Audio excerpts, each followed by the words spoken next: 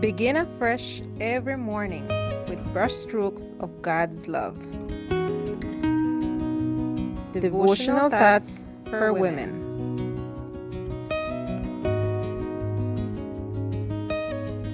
Good morning, dear friends.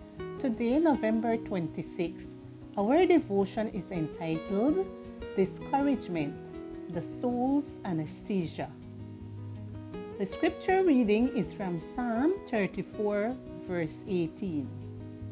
The Lord is near to those who have a broken heart and saves such as have a contrite spirit.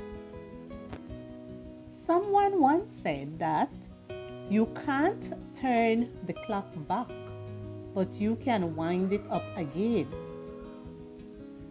This wonderful phrase has a lot to do with discouragement produced by a situation we can't undo and the need to look to the future, leaving the past behind.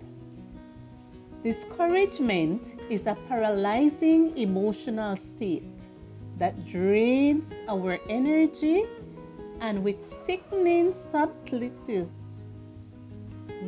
whispers to us that nothing is worthwhile, especially when we have invested so much time and effort in a task just to see that at the end it was unsuccessful. At some point in our lives, we will all go through times of discouragement. This is normal. The important thing isn't to remain in that state for so long that it leads us to lose our hope and enter into a deep sorrow and depression. Discouragement anesthetizes our soul. It's encouraging to remember the proverb writer's word when he said, "For a righteous man may fall 7 times and rise again." Proverbs 24:16. If you have invested years of your life trying to be a woman after God's heart and Satan has tricked you, don't give up. Persevere with sincere humility, and He will lift you up, no matter how far you have fallen, and despite what others might think of you. Don't settle for being a rug where some may wipe their feet. Remember your origin and your purpose.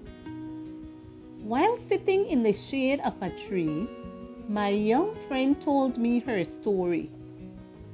She had been born in a Christian home and had been taught eternal principles. After becoming a teenager, she was induced to have sexual relations with someone that she thought loved her. Discouraged and disheartened, she ended up being alone, struggling with her guilt and self-loathing, thinking that God also despised her. At that time, sent by her mother to a young ladies' retreat, she felt inadequate, unworthy, and powerless for not being able to go back in time. You will never be a lost case to God. On the contrary, you are a case that has been won because He already paid the price for your ransom on the cross of Calvary. It's hard to go and get up back, even if you try to do it alone. But lift your hand in faith and cling to God's arm with strength and a firm grip. Then healing will come, and the crooked path will be erased and replaced by the path that will lead you to the cross and forgiveness. Don't be discouraged. Don't anesthetize your soul.